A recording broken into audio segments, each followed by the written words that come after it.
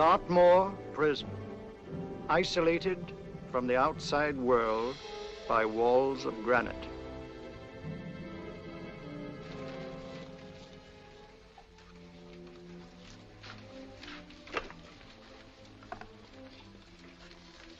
They say you could get out of here by merely telling what you know. You may or may not be another Scotland Yard bloke. But I'll give you the same answer I gave the others. I still have 2 years, 8 months, and 6 days left in which to make musical boxes. That'll be sold at auction for the benefit of this delightful sanctuary. And I intend to serve them.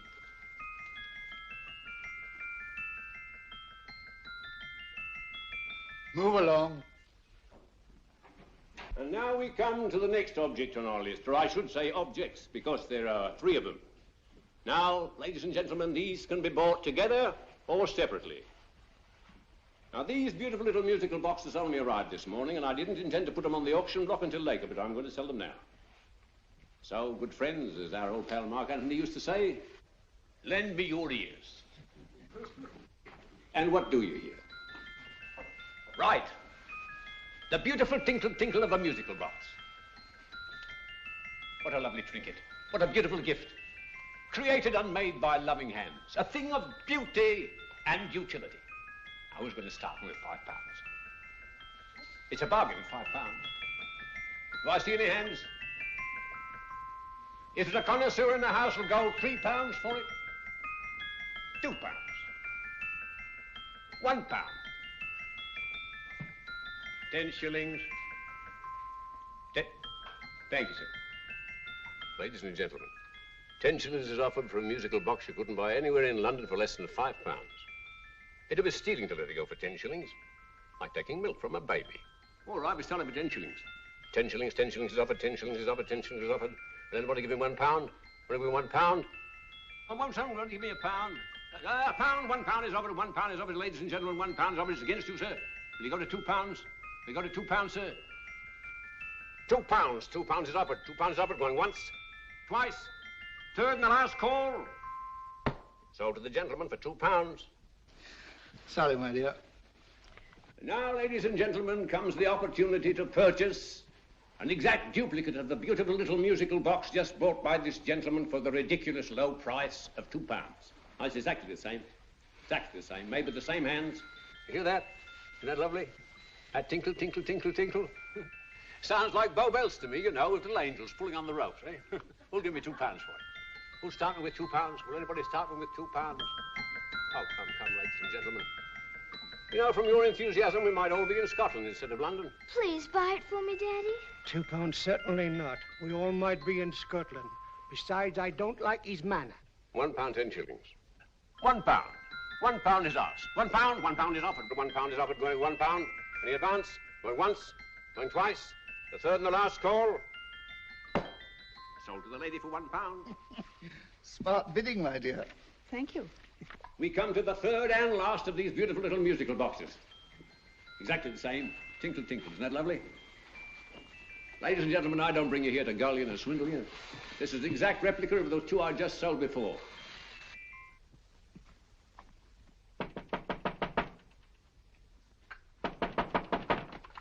We're closed. But this is extremely important. Come in, sir, come in. I'm sorry to disturb you, but I was unfortunately delayed from arriving in time to bid on certain articles which I was rather anxious to obtain. Oh, perhaps they weren't sold, sir. We are carrying several things over. What might the articles be, sir? 3 identical musical boxes, about so large. Oh, I'm sorry, sir, but they were sold. Pity you weren't here to bid on them. They didn't bring anything like the real value. I'm most anxious to obtain them. I wonder if your records would show who the purchasers were. Oh, we don't usually give out that information, sir. For certain, shall we say, sentimental reasons, I'm most anxious to get in touch with the purchasers. I'd be willing to pay, shall we say, £5. Well, for certain sentimental reasons, sir, we'd be very happy to oblige. Alfred, today's sales. The 3 musical boxes. Musical boxes, oh. Ah, here we are. The first purchase for £2 from Mr. Julian Emery, 52 Portman Square. Write this address down, Alfred. Yes, sir. Second didn't leave any name. Oh, how unfortunate. I think she's a dealer. You see, they don't like us to know where the things are going. On account of the profits. You say the second purchaser was a woman. Can you give me a description of her? Oh, she was a young woman, fairly tall, slender, had a light complexion and dark hair, and she was wearing A grey suit, don't you remember? That's right. She probably runs a gift shop. She paid £1. You say she comes here fairly frequently? No, I didn't say so. But she does, sir. Like as not, she'll come in on Thursday. We have sales on Mondays and Thursdays. Oh. And the third box? The third, Mr. William Kilgore, 143B Hampton Way. For 10 shillings. Quite a drop from £2. Mr. Kilgore was a Scotchman. Oh. Thank you. You've been most helpful. Oh, thank you, sir. And any time you're passing, dropping, we always have lovely things for sale. Our card, sir? Thank you. I'll be back Thursday.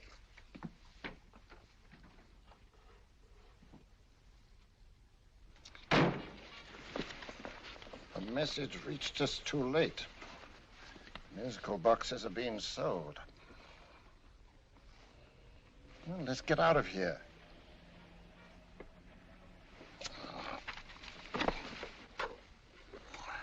Someday you'll go too far. Reaching for a star, you fool. Yet a fool may touch a star, Colonel Cavanaugh, if he but reach high enough. But not possess it as you would. The musical boxes, they're being sold. What a pity for you, my dear Colonel. Is it my fault that the message reached us only an hour ago? Is it my fault that they were sold? You can't hold me responsible for that. Hope for your sake you're right.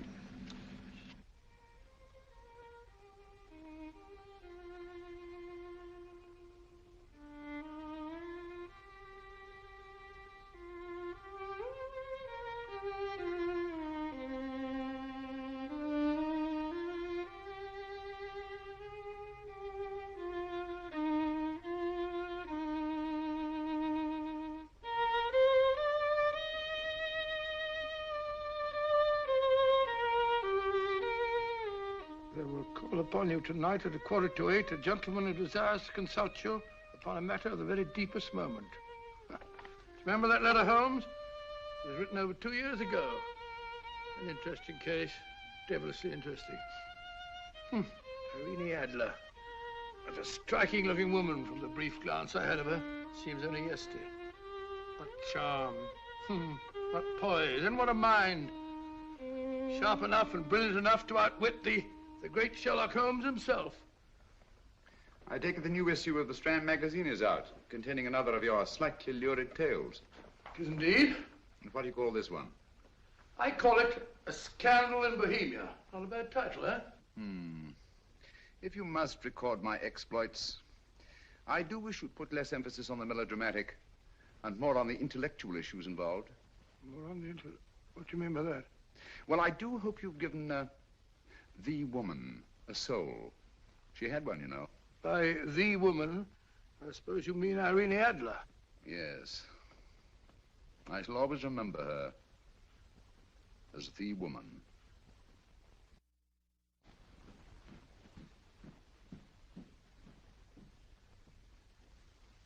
Come in.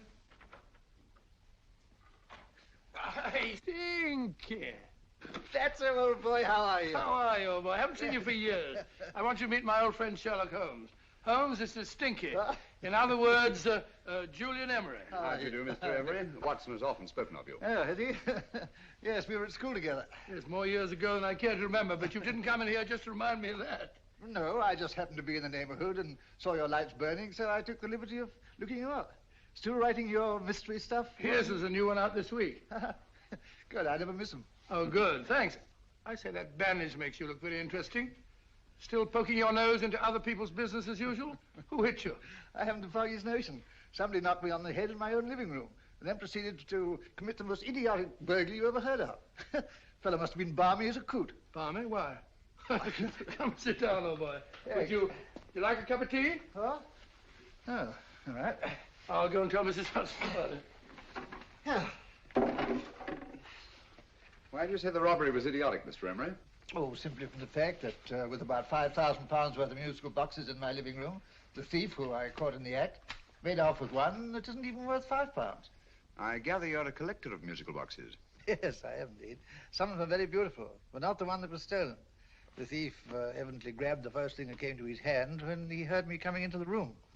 Still, it's rather odd, isn't it, that having disposed of you, he didn't pick up something more valuable. Was there anything unusual about the stolen box? No, nothing at all. No, I picked it up in the south of France, several years ago. You say you have many valuable music boxes, and yet the thief made off with one that isn't worth £5. Sounds like rather an intriguing little problem. Yes, well, I take it that he was just an ordinary petty thief and didn't know the value. That is a possible explanation, and yet I venture to say that the average petty thief has a more extensive knowledge of the value of objets d'art than the average collector. Well, anyway, that's Scotland Yard's theory. They didn't get very excited about it. That's consistent anyway. I wonder if I might see your collection, Mr. Emery. Oh, of course you could, yes. Nothing a collector likes more than showing off his trophies. When would it suit you? No time like the present. Good. My place is just round in Portman Square. Shall we? Yes, right. Hello? Where are you going? Stinky hasn't had his tea yet. Oh, I'm sorry. We're going round to my place, where I'm going to give you something better than tea. Now, this one was made for Louis XV, and is one of the very few still in existence from that period, and a particularly fine specimen at that. Charming, isn't it? Quite. It all sounded to me like a lot of mice running about on a tin roof. I'm afraid you have no ear for music, Watson. Give me a good old band playing a rousing march. You have all your silly little tweets.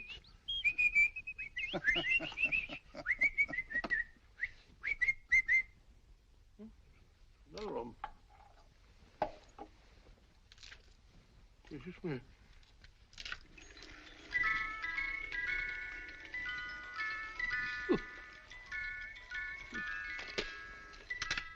Stupid thing. Singing rabbit.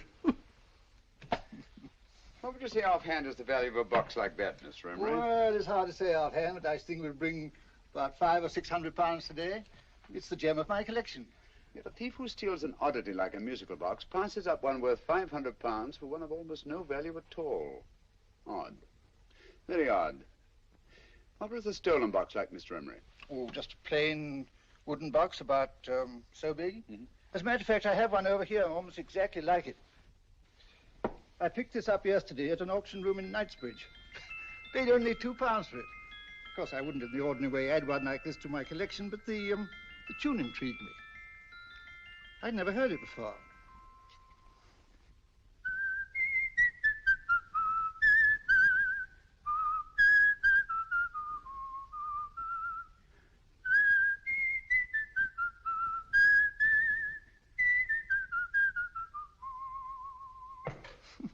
You have a remarkable ear for music, Holmes. Rather an unusual melody. Sit down, Will. Thanks. You say you bought that box at an auction sale yesterday? Yes, the Gaylord auction rooms in Knightsbridge. Run by old, what's his name? Crabtree. That's the man. At what time was the robbery committed? Oh, about 3 o'clock this morning. You know, Mr. Emery, that box and the robbery might well be cause and effect, especially since you say that the stolen box outwardly resembles this one a great deal. And Scotland Yard were not particularly interested, eh? Oh, yes, but I wouldn't blame them for that, especially as I told them I was quite unable to describe the thief, except, of course, for the fact that it was definitely a man. All you remember is that you came in here and someone struck you on the head. Yes, and the next thing I knew, my man was trying to revive me. It might be wise for you to put that box away somewhere and lock it up. Oh, I don't think that's necessary. Besides, everything's insured. Well, at least if any further attempts at robbery are made, I'd suggest that you call the police, rather than running into any personal danger. Oh, come, Holmes, aren't you being a bit of an alarmist? Possibly. I must agree with old Stinky. Seems to me you are making rather a mountain out of a moleskin. Molehill is the word, old boy, and it's time you were in bed. Thanks so much for letting us see your place. Now, it's been glad meeting you. Holmes, I can't understand why you were so mysterious. Seems to me the petty thief explanation was the only sensible one. Really? Yes, I can't see how you can believe it was anything else. I didn't say I believed it to be anything else. The petty thief theory is the obvious one, I grant you. However, it's often a mistake to accept something as true merely because it's obvious. The truth is only arrived at by the painstaking process of eliminating the untrue. We are not able to do that in this case without further data. Rubbish, you're pulling my leg. You're trying to turn a tuppenny halfpenny robbery into an international plot. No, I'm not. I just hope that your friend Stinky is a little more cautious in the future. Just in case.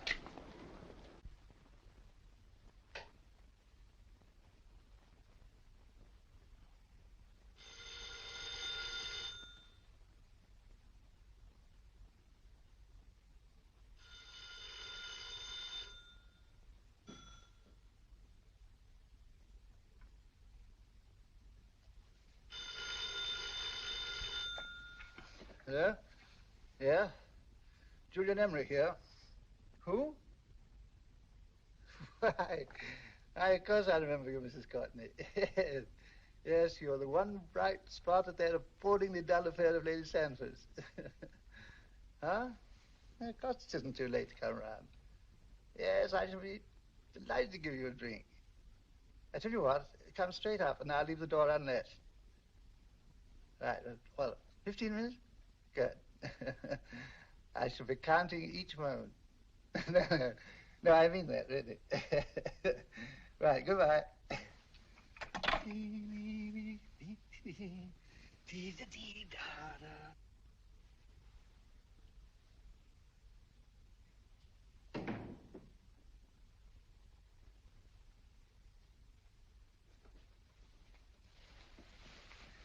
Boo! Oh, you startled me. Did I? Yes. Must be the pixie in me. I know I shouldn't have called you so late, but I was at a party just around the corner, and I remembered your invitation to see your collection of musical boxes. My dear Mrs. Courtney, pleasure is all the greater for being so unexpected. My friends call me Hilda. Thanks. Mine called me Stinky. Stinky, how quaint. Oh, what a perfectly wonderful collection of musical boxes. You know, when you told me you had a collection, I had no idea it was so attractive. Yes. They appeal to the ear as well as to the eye. Oh, what a plain little one. Why, it looks just like a country cousin amid all this grandeur. No. You mustn't underestimate the country cousin. Only last night a burglar broke in here, and with all these to choose from, went off with one very much like it. Really? Yes, I don't mind the loss of the box so much, but I do resent this crack on the skull. But it makes you look so interesting. Oh, do you think so? Uh-huh. It's funny, that's what old Fatso said. Fatso? I mean, Dr. Watson. He was here this evening with a friend, Mr. Holmes. He's interested in my collection, too. Sherlock Holmes? Yes. Do you know him? I've heard of him. Yes, he seems to think I'm in some sort of danger. What a haunting tune. It takes me right back to my childhood. Really? Do you know, it's odd that you should be interested in that particular musical box. Odd? Why? Because Mr. Holmes is also interested in it. He may have been more interested in the tune than in the box. I did, yes, that's right. I remember now. He whistled it note for note, having heard it only once. Really? He must be a remarkable man. Bit of an alarmist, if you ask me. Don't you believe in warnings? Of course not. Who'd want a box like that? I would. You're not serious. Oh, but I am. Well, you put me in a very awkward position. I'm a collector, you know. And the collector buys but never sells. But if the price were high enough... The price has nothing to do with it. It's the principle of the thing. Yes, well, we haven't had our drink. No, thanks. I must be getting along. Must you really? I'm afraid so. You're not walking out on me, are you? My reputation, Stinky. I say, you know, you are an attractive woman. Thanks.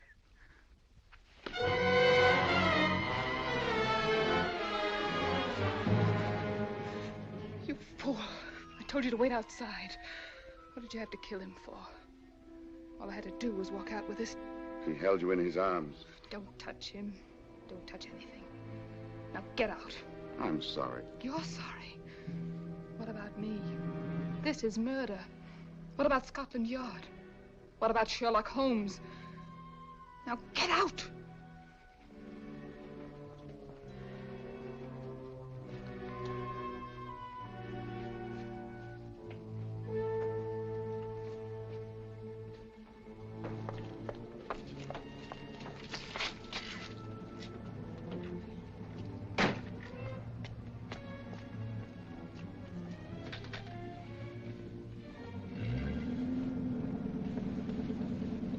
Did you get it?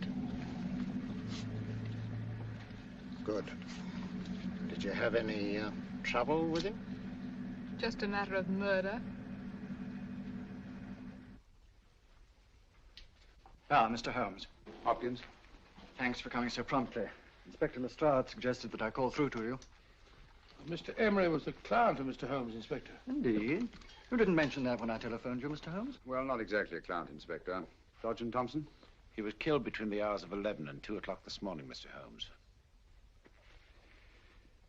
Must have been someone he knew, someone of whom he had no suspicion. Poor old Stinky. It's all my fault. I should have prevented this. Well, it's no time to start talking about that now, Doctor. Apparently it's gone. That's the second attempt on the musical box that Emery bought at the auction sale. And this time it was successful. But that box was only worth £2. It was worth a man's life, Watson. I think we'd better pay a visit to Gaylord's auction room and that fellow Crabtree. Inspector, may I suggest that you make a complete search of this flat for a small, plain, musical box about that size? Thank you. Come on, Watson. You say the first box went to Mr. Julian Emery. The second to Mr. Kilgore, 143B Hampton Way. And the third to the unidentified young lady who presumably has a shop and lives near Golders Green. That's right, Mr. Holmes. Isn't it rather strange, Mr. Crabtree, that you should have had 3 identical musical boxes all playing the same tune? Where'd they come from? Dartmoor Prison. Dartmoor? Yeah, we get a regular shipment from there every month. The inmates manufacture them. Well, they make all kinds of things, you know, pipe racks, waste paper baskets, musical boxes. Did you happen to notice if anyone showed any particular interest during the auction in the purchasers of these 3 boxes? Oh, come now, Mr. Crabtree. This is very literally a matter of life and death. Well, since you put it that way, Mr. Holmes, there was a gentleman came in here about an hour after closing time, and he was in an awful state, he was. He gave me £5 to tell him where the boxes had gone to. He said they had a sentimental value for him, sir. Expensive sentiment. Can you describe him? He was tall, distinguished looking, and he had grey hair and a moustache. He was quite a gentleman, sir. What was his reaction when you were unable to supply him with the address of the young lady who owned the shop? I told him the young lady usually come back on Thursday. He said he'd come back on Thursday. Now, that's tomorrow. Thank you, Mr. Crabtree. You've been very helpful. Thank you. Come along, Watson. Where are we going now, Holmes? To the home of Mr. Kilgore, the man who bought the 3rd box.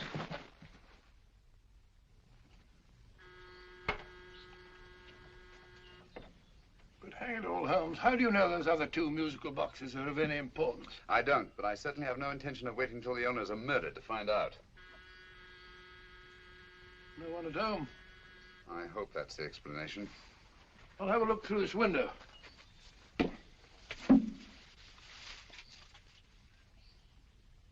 Doesn't seem to be anyone there. The whole place seems deserted as far as I can see. Yes. Mr. and Mrs. Kilgore at home? No. When do you expect them? Oh, in an hour or so. But there's no use your hanging about. They don't buy nothing from peddlers. Peddlers? My good woman, this is Mr. Sherlock Holmes. Sherlock Holmes? Oh, go on. Do you mind if we come in and wait? My business is rather urgent. Well, I've got to go out and do my shopping. And I don't know as Mrs. Kilgore like any strangers nosing about. Quite all right, I assure you. Well, I've got to be off. You 2 wait in the parlor. And no smoking either. Mrs. Kilgore says it smells up the house. Funny old girl, Holmes.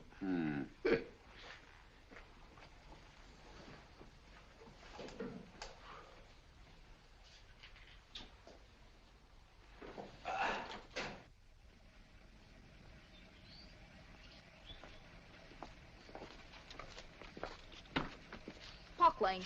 Park Lane? And what would the likes of you be doing in Park Lane? Now, don't worry about the fare, Ducky. If you knows how to get to Park Lane, up it.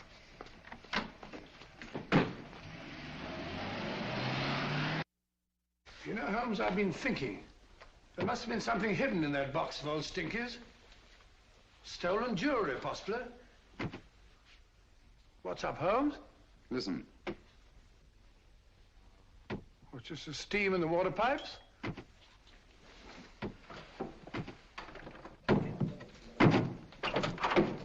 Watson! Great Scott!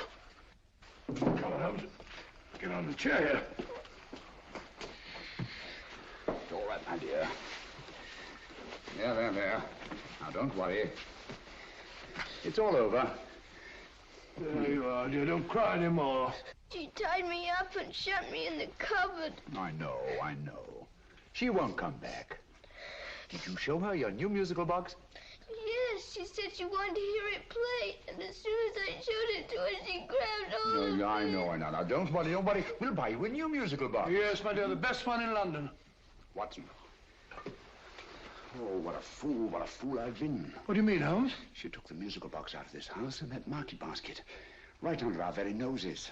Why could the Kilgore charwoman want to take the music box? She isn't the Kilgore charwoman. She's a consummate actress. An extremely clever, unscrupulous woman who will stop at nothing. Take care of the child, will you, Wolfella, until our parents get back. Explain everything to them. Of course I will. But, Holmes, where are you going? Somewhere, somehow, I must get to the young lady who bought that third musical box before our opponents find out. I only hope that I won't be too late. Oh, no. No, darling, you mustn't cry anymore. Now, cheer up. Would you like to hear old Uncle make a noise like a duck?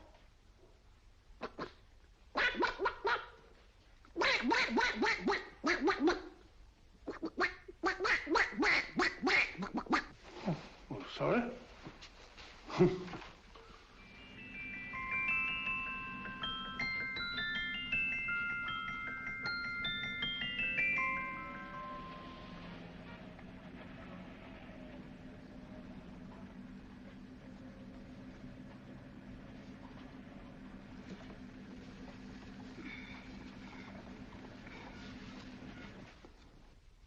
Now, ladies and gentlemen, how much am I offered for this beautiful lace Dresden china figurine? A lady of the French court. Now, this is the genuine article. What a beautiful ornament for your mantelpiece. Or you could use it as a centerpiece on the dining room table. Now, will somebody start me for £10? Will somebody start me for £10? £8? £7? All right, £5. £5 is offered, £5 is offered, £5 is offered, £5.10, £5.15, £5.15. £6 is offered, £6, going once, going twice. The third and the last call. Have you all done? Sold to the lady from Twickenham for £6. Next, we have a real museum piece, ladies and gentlemen. A fine 19th century doll. The costume an exact replica of the holiday clothes worn by the Hungarian peasant women. Now, ladies and gentlemen, an article like this would cost you from £15 to £20 in a West End shop. I'm not going to ask you for anything like that. Who'll give me £2 for it? £2. Anybody offer me £2? £2 for the Hungarian? £2? £1. What? Anybody give me £1? Anybody offer me £1 for the doll? £1 is offered, ladies and gentlemen. £1 is offered. Now, I'm not going to waste your valuable time or mine in trying to get one half of what this beautiful doll is worth. If the young lady can steal it for £1, that's her good fortune. So it's going once, it's going twice, the third and last call. Any more? Sold to the young lady for £1. And now, ladies and gentlemen, may I draw your attention to something which may be a great surprise to you, worthy of any collection. The only other one like it is in the British Museum. It's a Ming vase of the 7th dynasty. This vase lay in a large collection somewhere outside Rome for over 2 centuries, I understand. It was discovered there by the noted antiquarian, Sir Andrew Coppleston. Now, some of you may remember Sir Andrew Coppleston. Besides being a noted traveller and antiquarian, he's also a gentleman rider.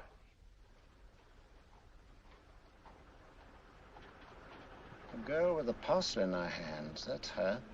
Are you sure that's the girl? Well, she fits perfectly the auctioneer's description. Follow her, Hamid.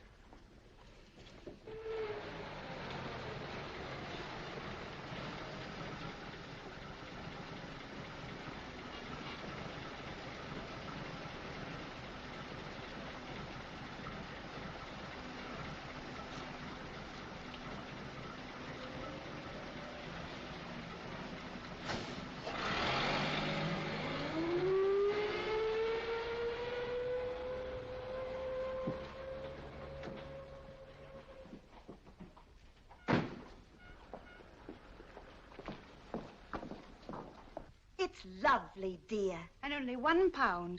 We can get at least 3 for it. Easily. I'll go make some tea. I could do with a cup. Right.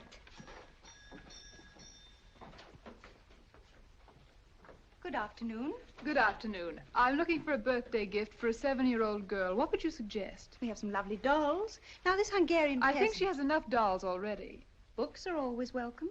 Well, I'm looking for something a little different. Well, that's rather cute. What is it? Oh, that's a musical box. Children always love them. And this is an exceptionally nice one. It plays many tunes.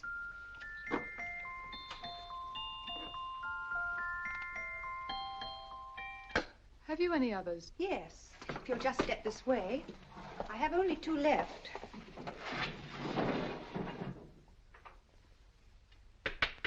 How nice.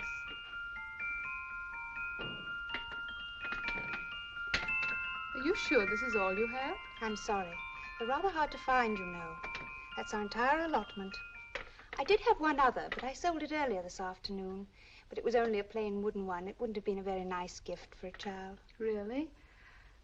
Do you happen to know who the purchaser was? Why, yes. He left his card, just in case anyone should inquire for him.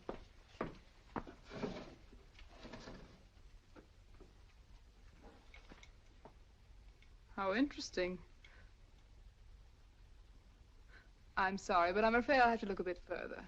Thank you anyway. Good afternoon. Thank you.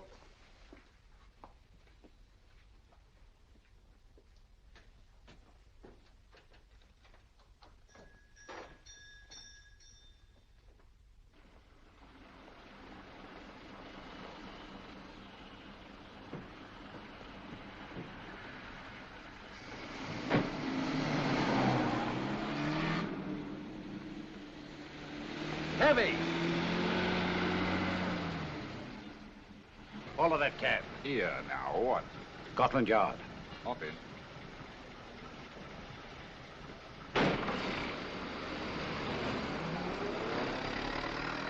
Sherlock Holmes. I might have known. We thought we were the hunters, instead of which we're the hunted. We've been fools. We played right into his hands. Of course. He's had us followed. Don't look. The man in front of the toy shop. Hamid, turn sharp right at the next corner and again at the next.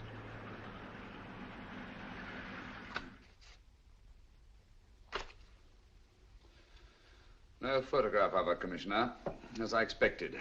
She's not a known criminal. But how do you expect to know if you do find her? After all, she was disguised as a charwoman. Don't worry, old fellow. If I ever see her again, I'll recognize her. Well, it won't be long till we know who they are and from where they operate. Who's covering them? Sergeant Thompson's following them, sir. They won't get away from him. He's a good man. We could have arrested them at Clifford's toy shop if we had any proof. But we know that they killed Emery. Proof, my dear fellow. We must have proof. We have x-rayed it, sir. There's nothing whatever concealed in the box. We'll have a look at the plates.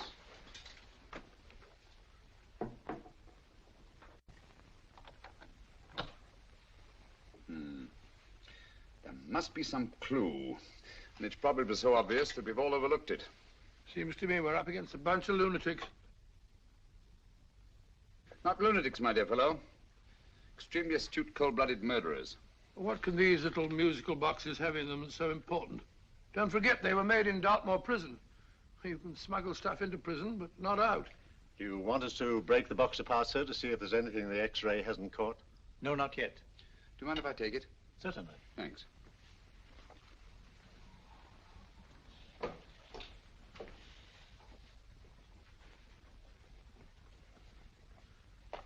The governor of Dartmoor Prison informed us, sir, in answer to Mr. Holmes' question, that all 3 musical boxes were made by the same convict, John Davidson, serving a 7-year term, sir. Davidson? The Bank of England plates. That'll be all. Yes, sir. Now we're getting somewhere. Wait a minute. How did you know about the plates, Mr. Holmes? I'm a student of crime, Inspector. I make it my business to know about such things. And when the name of Davidson was mentioned... Well, who is this fellow Davidson? As long as Mr. Holmes seems to know all about it already, I suppose there's no harm in telling you. 2 years ago in London, there occurred a robbery of such tremendous importance, although the stolen articles themselves have no intrinsic value whatsoever, that the Home Secretary was instrumental in seeing that not a word of it appeared in any newspaper. But you never told me anything about this, Holmes. You were away at the time. Articles of no intrinsic value and yet of such importance? I don't understand. Davidson was apprehended within 15 minutes of committing the theft. But by that time, he'd hidden the articles in question and they've yet to be found. Before going further, Dr. Watson, I must inform you that this matter's not to be mentioned outside of this room. Of course not. Do I look like a man who'd gossip? Let's not go into that now, old fellow, shall we? Davidson had been employed for years in a position of extreme trust by the engravings department of the Bank of England. The articles he stole were nothing less than a complete duplicate set of plates for printing £5 notes. What? The Bank of England's own plates? Precisely. And with those plates, a gang of crooks could flood England with £5 notes, not forged in the usual sense of the word, but notes undetectable from genuine Bank of England notes in any way whatsoever. Good heavens. Any whisper at all might have resulted in enormous damage in shaking public confidence in the Treasury. We tried everything after we arrested Davidson. Offered him a shorter sentence if he'd tell us where he'd hidden the plates. Why, we even put in Scotland Yard men with him as cellmates, but no results. Obviously, Davidson is a man of strong character and infinite patience. Yet suddenly he feels impelled to smuggle out the secret of the hiding place of the plates to his confederates. Why?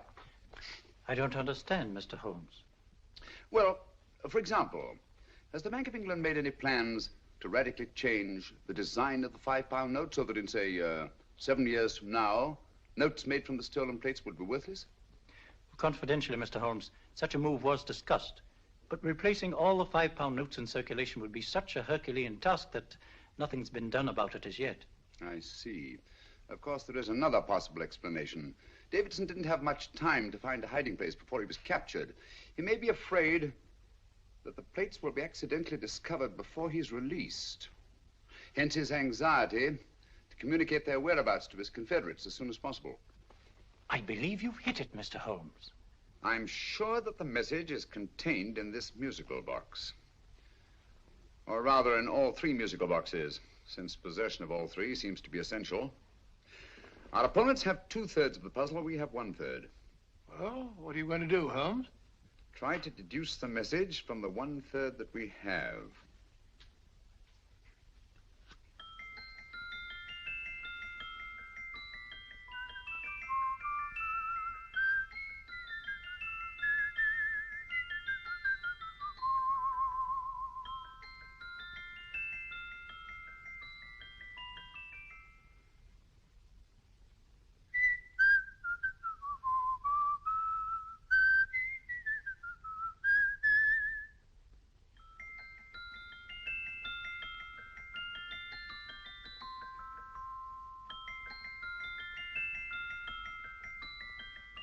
It's the same tune as the one played by Emery's musical box.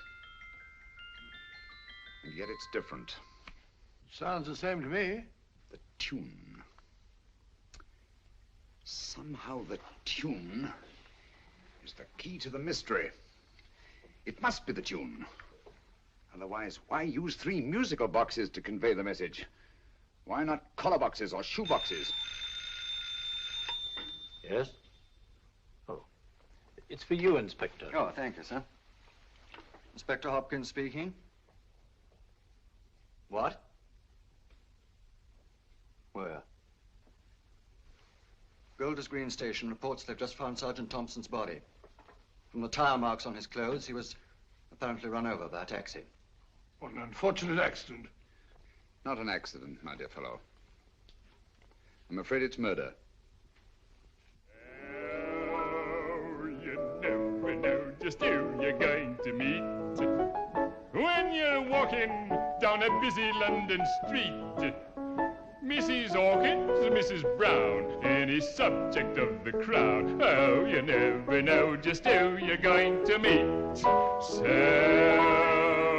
you better hold your topper in your hand, just in case you meet a lady on the Strand. Girls will think you're kind of sweet, and your day will be complete. Oh, you never know just who you're going to meet. Now, a gentleman is judged by his appearance. Yes, a gentleman is judged by how he talks. Now, he's much better off when he's acting like a toff, especially if he's taking him a walk. What on earth is this outlandish place? A rendezvous for actors. Actors? Buskers, old boy. You've seen them 1,000 times. Actors who entertain the queues, waiting outside theaters. Who you're going to meet when you're walking down a busy London street. So you better wear your best, velvet eyes to look your best, 'cause you never know just who you're going to meet. So you better keep your manners right in view, just in case a lie gives a how'd you do. Keep your trousers in a pleat, shine your shoes and keep them neat, 'cause you never know just who you're going to meet. Blimey. Mr. Holmes. How are you, Joe? Never met him. And yourself? Fine, thank you. I want you to meet a friend of mine, Dr. Watson, Joe Sisto. Oh, well, any friend of Mr. Holmes is a friend of mine. Hi, Joe. He did me a good turn once that I'll never forget. Yes, I cleared Joe of a most unpleasant charge. Murder, no less. Oh, really? By proving to the satisfaction of the police that he was busy at the time blowing open someone's safe. That's right, Governor. Good gracious me. Joe, now you can help me. Come on, buzz off, buzz off. Come on, up it, up it. Can't a gentleman have some peace and quiet around here? And you too. There you are, Mr. Holmes. Now we can have some peace and quiet around here. Thank you, Joe. There's £5 in this for you. Well, I wouldn't want to take it on myself, sir, but I can get somebody to do it for you for half of that. You don't know what the job is yet. For £5? Murder, ain't it? What? No, Joe, not murder, just music. I want you to identify a song for me. Oh, there ain't a song that's been written that I don't know. That's why I came to you. Of course, the violin is more my instrument, but, oh, well, here we go. Now listen to this, Joe.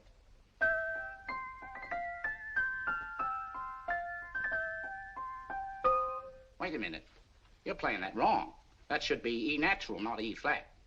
You know the song? Oh, yes. It's an old Australian song called, The Swag Man. But you're playing it all wrong. That's what I hoped you'd say. Now listen again, Joe.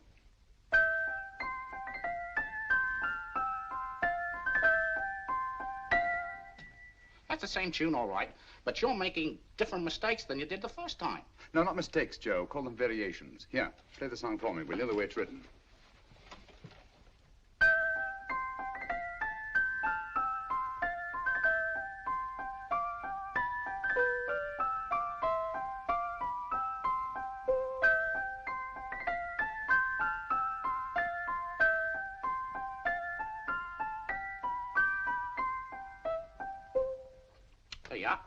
Thank you, Joe. What's it mean, Holmes? Are you onto something? Perhaps. I don't know yet. It's probably a code of some sort. Joe, could you write the song down for me? The way it was originally written? Oh, sure, Mr. Holmes. But it'll take a few minutes. Mm-hmm. Here, Mabel. Pale ale. Come on, up to it. Along with it.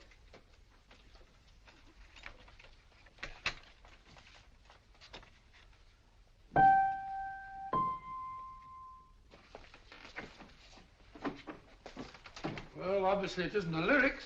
No combination of those words made any sense at all. The variations in the way Emery's musical box played the tune are different from the variations in the one we have. You sure? Quite. You see, I took the trouble to memorize the tune as played by Emery's box that night we were with him in his flat. Holmes, you amaze me. Elementary, my dear fellow. One of the first principles in solving crime is never to disregard anything, no matter how trivial. But why were 3 boxes? Why not 1? Because the message was obviously too long to be conveyed by any one variation. Then there's the 3rd box, the one that woman took from the Kilgores. That contains yet another set of variations. Yes, well, it's all beyond me. Well, all we have to do now is to find the secret of the variations. Not a very easy problem to solve, my dear fellow.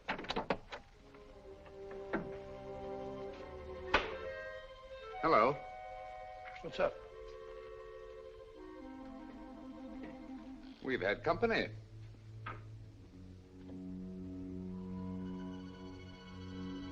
I say, this is outrageous. Ask Mrs. Hudson to come in here, will you? Right.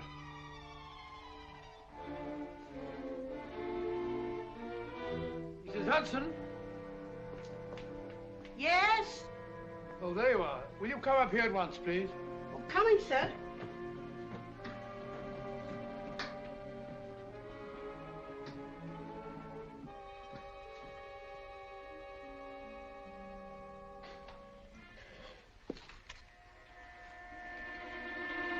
Mercy me, Mr. Holmes. What has happened? Who called while we were out, Mrs. Hudson? Just a young lady. The one who said you wanted her to wait for you. And a nice-looking old gentleman with Our her. friends again, Watson. Friends? What did the young lady look like? Oh, I couldn't see her face. She had a heavy black veil on. But she had such a nice way with her. Oh, I'm sorry, Mr. Holmes, if I've done anything wrong. But you did say I should always let clients come in and wait for you. Don't worry, Mrs. Hudson, don't worry. You had no way of knowing. It's quite all right, quite all right. Now, don't worry, Mrs. Hudson. Don't worry. Well, where on earth's the musical box? They didn't get it. Didn't get it? Where is it? It's in your hand. Huh? In that biscuit jar. Take the biscuits off the top. Now put your hand inside, and you'll find the music box. Well done, Holmes. Well done. Amazing.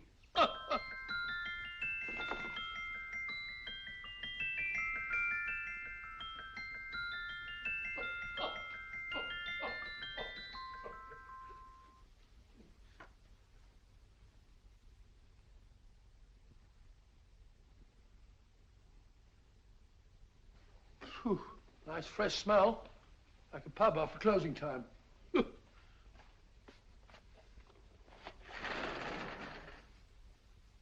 I say, Holmes. What? It's morning.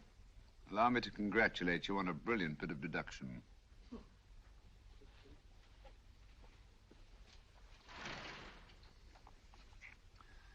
It's not a transposition, not a polygraph transposition, not a trigraph, nor any known form of decoding. How about the Morse code? Have you tried that? Yes, at about 3 o'clock this morning. I'm sorry, old man. I was only trying to help.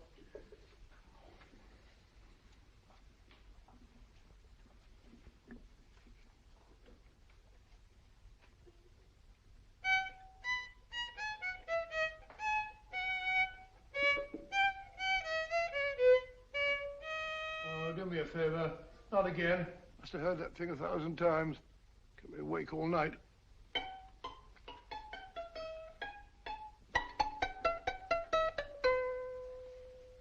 Not a very distinguished composition, I grant you. You know perfectly well I don't know one tune from the other. When I was a kid, my people tried to have me taught the piano. I've always felt sorry for that old teacher of mine.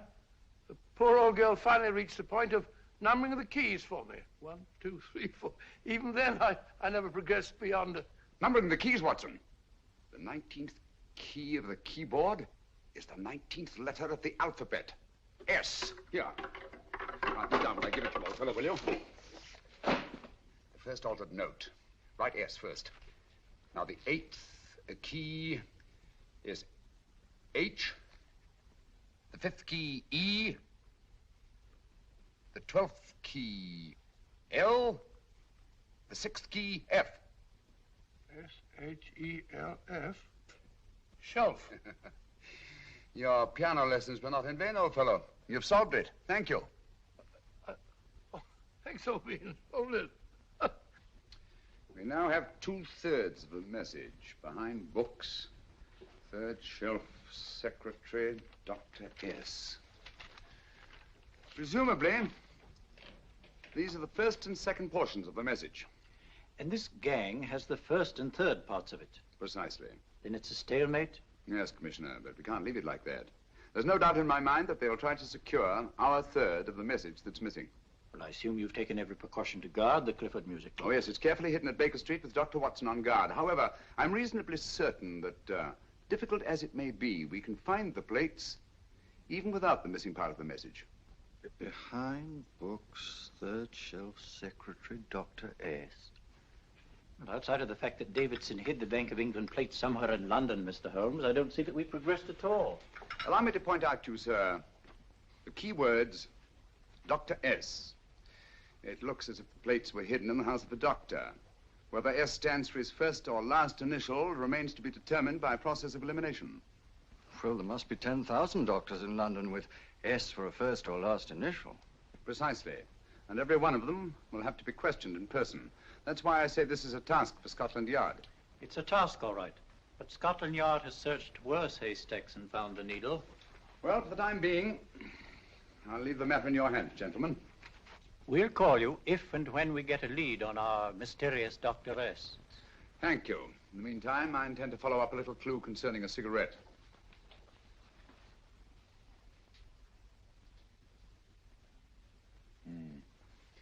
You're certain of the identification of the tobacco? Absolutely. I have made up this special blend for only 3 customers. It is almost pure Egyptian, with admixture of latakia for added body, and a pinch of perique. Merely a whisper, as one might say, for elusive fragrance. Yes. And the 3 customers? Major Wilson in Bombay, India. Mrs. Catherine Leamington Smith in Ireland. Yes, and the 3rd? Mrs. Hilda Courtney of Park Mansions, Bryanston Square. Thank you. Thank you very much. You've been most helpful. It is a pleasure to have been of service, Mr. Holmes.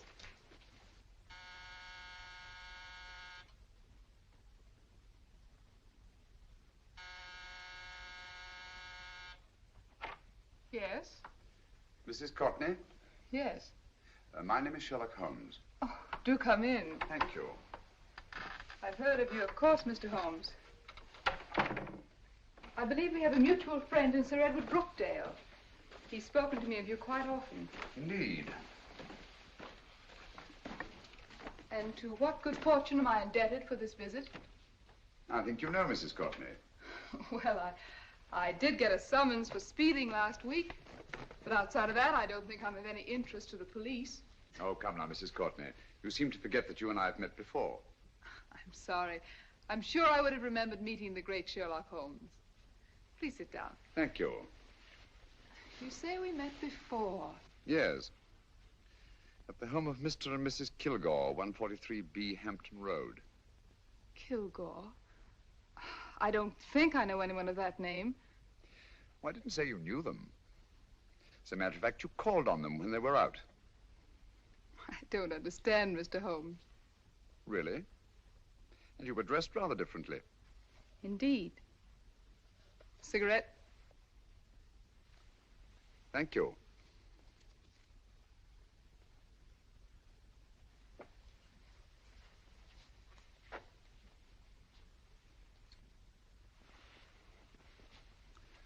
Thank you.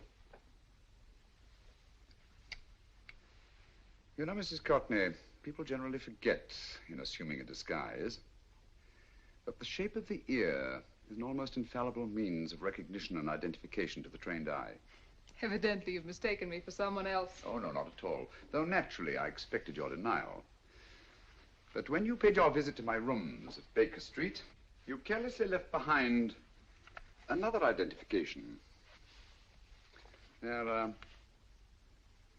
identical, aren't they? Yes, I must admit they are. You see, Mr. Holmes, to catch one as clever as you, I had to use a very special lure. I knew you'd be unable to resist the bait of my cigarette, having read with great interest your monograph on the ashes of 140 different varieties of tobacco. I should advise you not to move, Mr. Holmes. I must congratulate you on your ingenuity, Mrs. Courtney. It was indeed a brilliantly designed trap. Thank you, Mr. Holmes. Praise from a master is indeed gratifying. I shall always cherish the memory of your flattering words. Memory? Precisely. I'm afraid these gentlemen have a most regrettable task to perform. Unless, of course, you care to turn over the missing musical box with your pledge to take no action against us in the future. I'm afraid that will be impossible. I thought that would be your answer. Hamid! Careful! Careful. There's no need to be unnecessarily rough with our distinguished guest. You realize, Mr. Holmes, that your demise will not take place here. The corpus delicti, you know. Well, naturally. Shall we go? So fearfully awkward having a dead body lying about. Don't you agree, Mr. Holmes? Another dead body shouldn't weigh too heavily on your conscience, Mrs. Courtney.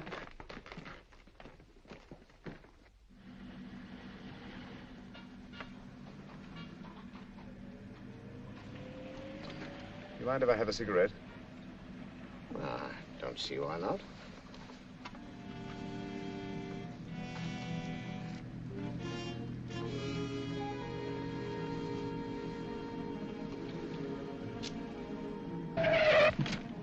Be careful, Hamid. It's the brakes, they bind.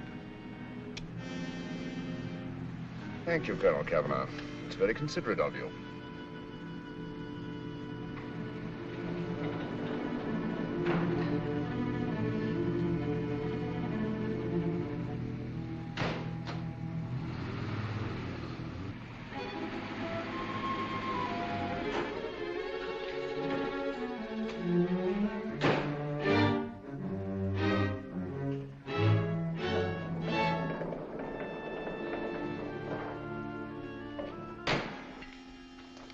You'll be happy to know, Mr. Holmes, that your death will be a painless one. Hamid, attach this to the motor of the taxi. That little attachment, my dear Mr. Holmes, contains the deadly fluid known as monosulfide. The Germans use it with gratifying results in removing their undesirables.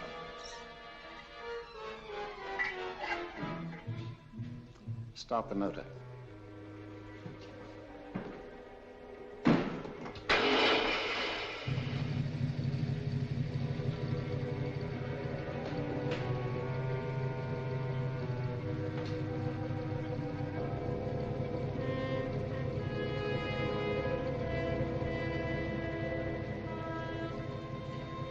Tape his mouth.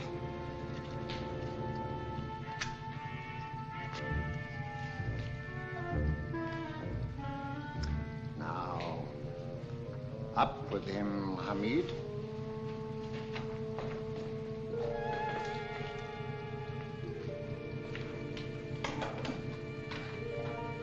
You find yourself like Muhammad's coffin, Mr. Holmes, suspended between heaven and earth.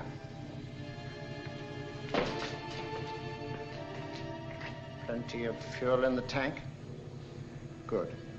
It would be too bad to have anything go wrong through so simple an oversight.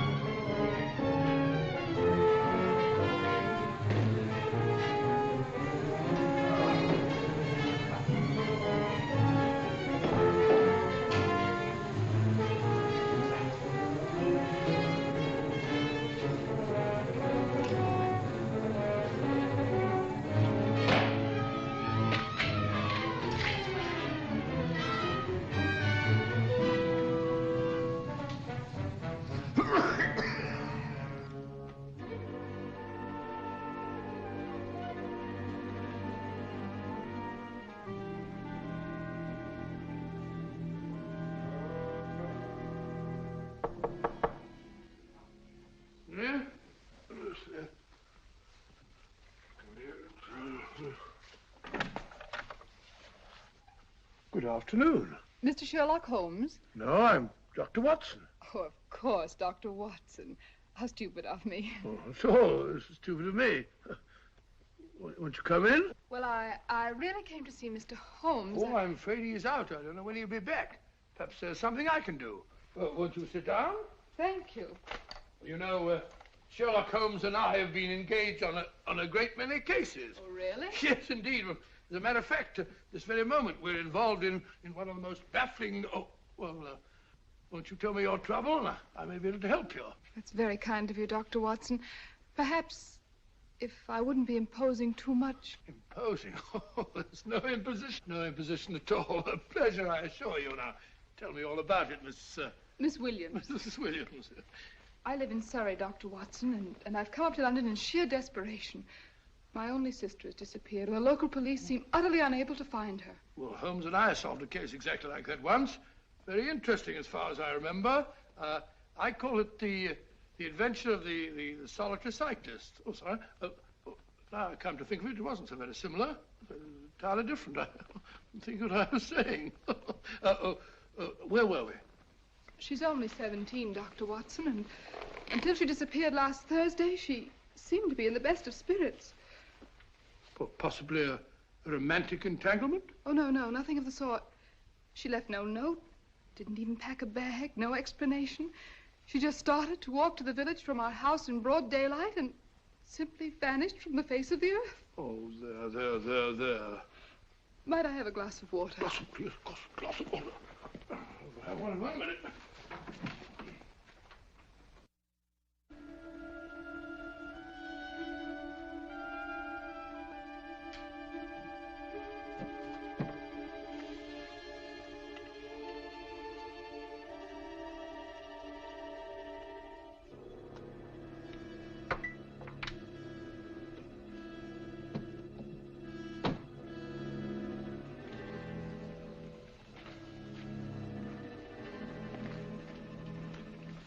There you are, my dear. Thank you, Dr. Watson. No, you're not to cry anymore. You must pull yourself together. I feel much better already knowing that you're going to help me. Oh, Dr. Watson, look! Good heavens! Get through the fire brigade, quickly!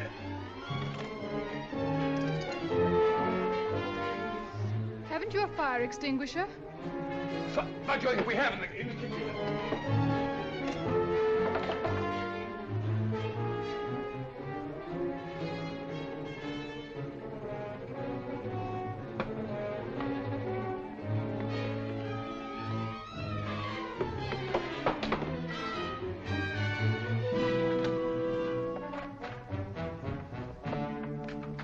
Don't you worry, Miss Williams. We'll have this thing out in no time.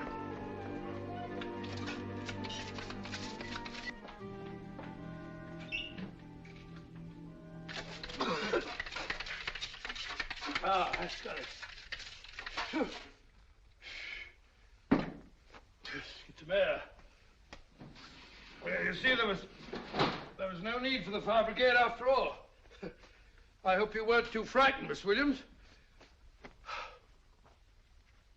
Oh, gone. That's the trouble with women. They always lose their heads in an emergency. Well...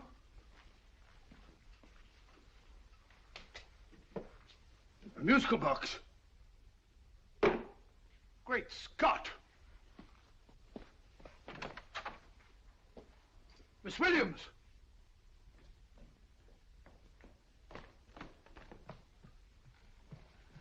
Well?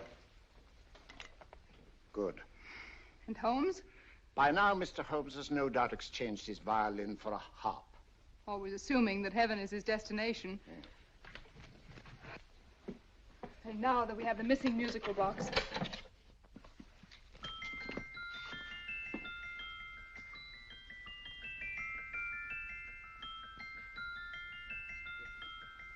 Nineteenth note.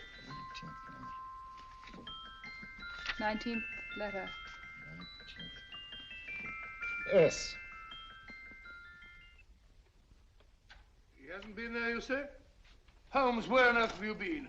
I've been trying to get you at the club, at Scotland Yard, all over London. You were looking for me in the wrong places. Holmes, terrible things happened. I've been duped. That woman, she made a complete fool of me. Well, what do you mean? Well, she came here, let off a smoke bomb. I thought the whole place was on fire, and my first thought was to save the musical box. No need to say any more. She has the box. Yes. Don't blame yourself too much, old fellow. She's an extremely clever antagonist. Smoke bomb, you said? Well, you can console yourself with the thought that your charming friend is at least a reader of yours. What do you mean? If I remember correctly, you wrote about my little experiment with smoke and the cry of fire in a story you entitled A Scandal in Bohemia, which has just appeared in the Strand magazine. All right, oh boy. Don't rub it in. Well, it may cheer you up to know that you made a fool of me, too. That cigarette stub was planted here for one express purpose. You're going to bandaging around this place. Bandaging? What's the matter, Holmes? You hurt? Explanations will have to wait until later. At the moment, we're faced with a problem which I fear is insurmountable. Come over here, old boy, will you? Right. Our opponents are in possession of all three parts of the code. And here are we, while the Bank of England plates pass into their possession. Cheer up, old fellow, cheer up. As Dr. Samuel Johnson once said, there's no problem the mind of man can set that the mind of man cannot solve. What's that, old fellow? I was just quoting Dr. Samuel Johnson. He said there is Thank you, Watson. Thank you.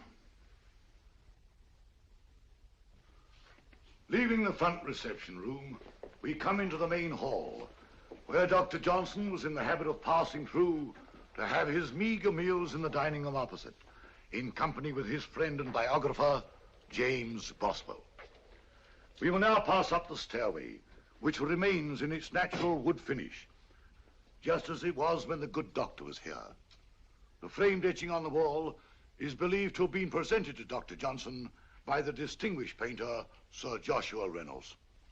I've been told here that picture was given in by Mrs. Thrale, and it's definitely not a Reynolds. Is that important, my dear?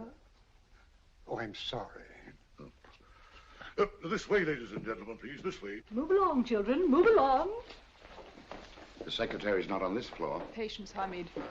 I have a feeling My that... dear Colonel, with Sherlock Holmes out of the way, what could go wrong?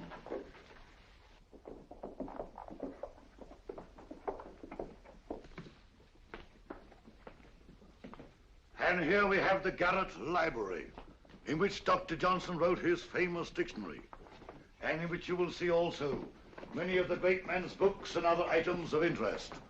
Step forward, ladies and gentlemen, please, step forward. Standing in the corner is the secretary, which contains many of the original works by the literary genius.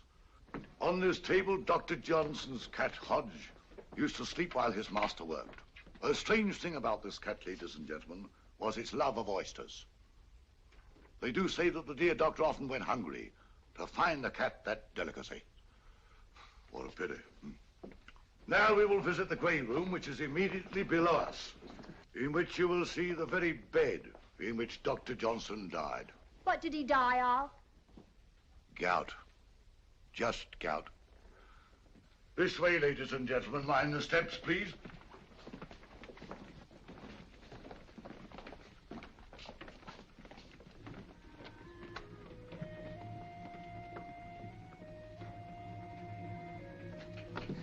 Your keys.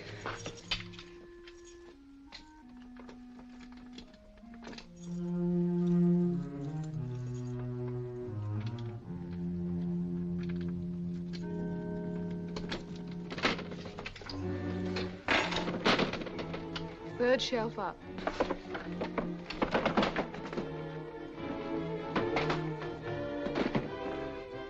The knife.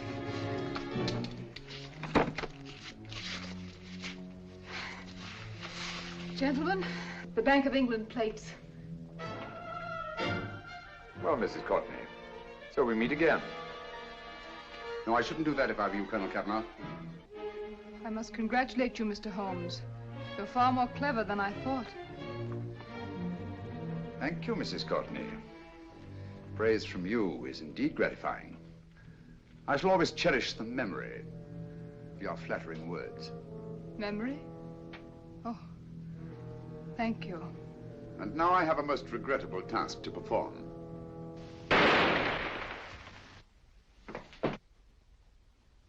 Holmes! Coming, Holmes! Holmes, you all right? Perfectly, thank you, old fellow, but I think this gentleman on the floor requires some medical attention. We must see that he looks his best, you know, when he's hanged. Take them in charge.